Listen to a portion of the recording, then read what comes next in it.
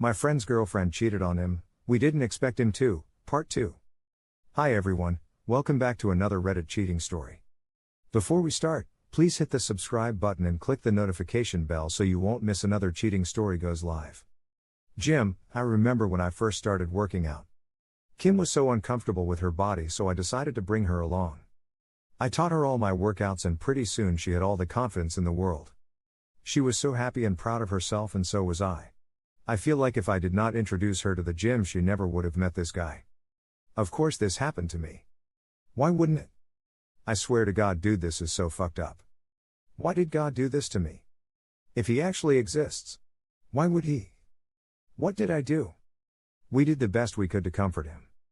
I felt awful because I had been through something similar a few years before. I knew the pain, but not the same pain he was feeling. We brought him out for food and went to hang at his place for a bit until we felt comfortable leaving him. Flash forward to the day before the spring semester, 2 days later. Carl and I were playing some Rainbow Six Siege as we did, and to our surprise Jim joined us in Discord for the first time all summer. We were happy to hear from him.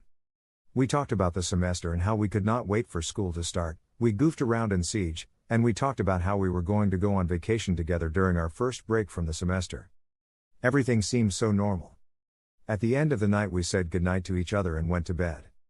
I got some texts from him that night saying how I was a good friend and whatnot. I said the same to him.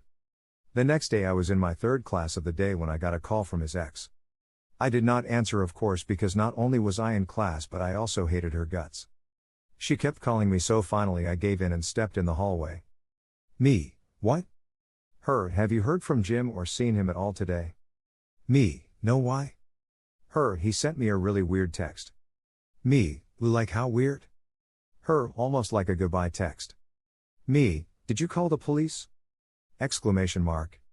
Her, yay, but they don't know where he is. He didn't show up for class and he's not home. Me, okay, I'll give him a call.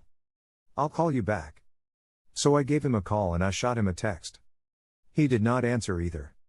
The text read something like, dude, you have to answer, you are freaking everyone out. I called him a total of 20 times. I went back into class and grabbed my stuff and left. I called Carl and told him what his ex just said to me. We met up and talked about the whole thing. I then got a call from the police asking for information. I gave them all that I knew. I was very stressed, so I went to the gym with Carl. We tried not to think about the possibility of what was happening. I reached out to everyone I knew for comfort and to tell them my friend was missing. I called his ex back to see if they found anything and she said they found his car near the woods. Carl and I left the gym and went to where they found his car. We asked them if they found anything yet. By this point it was 9 p.m. and getting dark.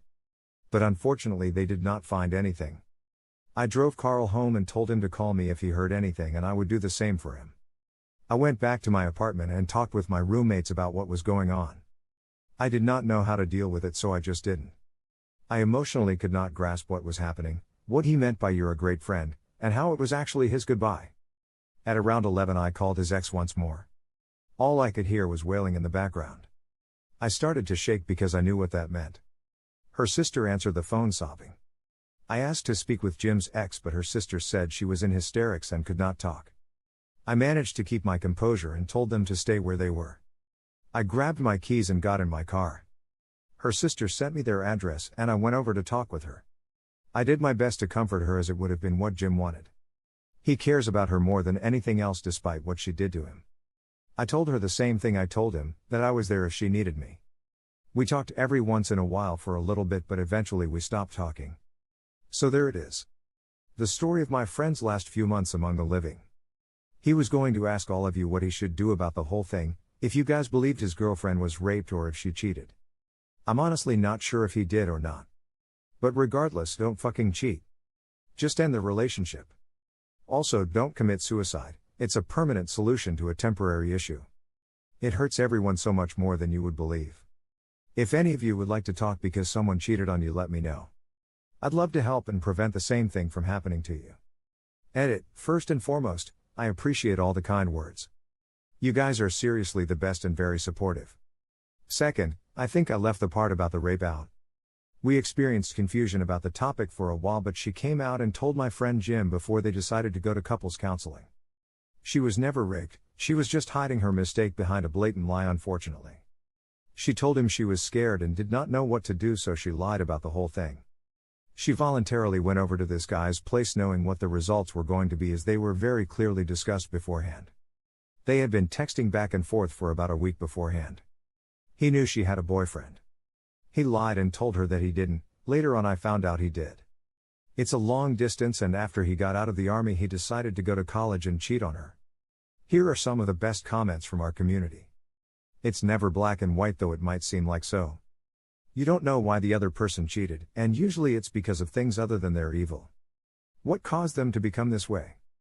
Past trauma? They were cheated on too, so they formed this warped sense of what a relationship should be?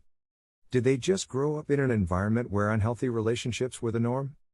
It's always gray. Does that again excuse what they did? No. Most child molesters were molested themselves, but does that excuse what they did? No, but it gives us a way to avoid it, to help people before it happens to others. That's why this mentality is adopted when people do bad. Because we can figure out why people do things to help them and the people they hurt. No one is born evil, a mixture of the environment they grew up in and genetic lottery will determine who they are. We can't control how they were born, but we can definitely help them once they're out of the room. We can't do that by labeling others as monsters the second they make a mistake, though. We need to get rid of the trend of antagonizing others.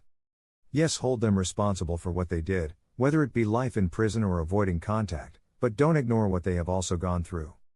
To villainize the girlfriend is only to romanticize the sad choice Jim made by ending his life. And it was his choice.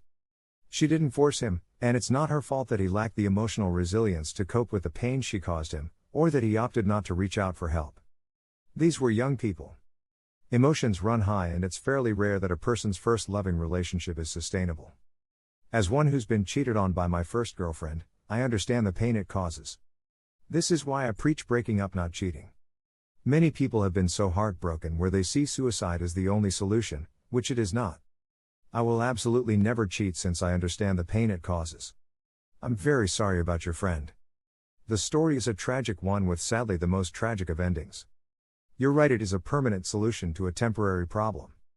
No one should ever commit suicide. It doesn't fix anything, only causes more pain. As for the ex, fuck her. Not only did she lie about rape, which falsely accused have their lives destroyed and real victims are not believed, but she continued to talk to him while defiantly knowing he was an utter mess. She's a terrible person and karma will catch up to her. What happened, and while she did hurt him, she is not at fault. Mental illness is a serious thing, and suicidal thoughts are something that can really fuck someone up. Playing the blame game is the worst way to deal with a situation like this, especially because one suicide can lead to another. If you wouldn't edge on person A to kill themselves, why would you then invalidate person B and possibly edge them on as well? Because you're angry? Because they're at fault? You're just continuing the cycle and adding to the stigma already surrounding suicide and mental illness. I'm sorry you lost your friend. You were a good friend to him. Keep sharing. Your words of wisdom about suicide show your compassion and understanding. I hope you're studying psychology. You have a big heart and a good brain. Thank you for watching, and don't forget to subscribe and turn on the notification bell for any future cheating stories.